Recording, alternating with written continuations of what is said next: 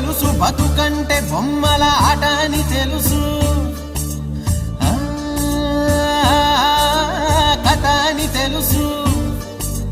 కథ అని తెలుసు కథలన్నీ కంచికే చేరునని తెలుసు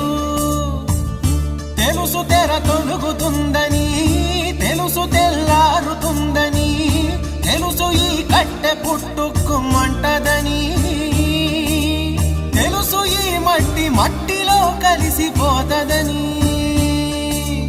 ఎన్ని తెలిసి ఇరకాటంలో పడిపోతావు ఎందుకని మాయా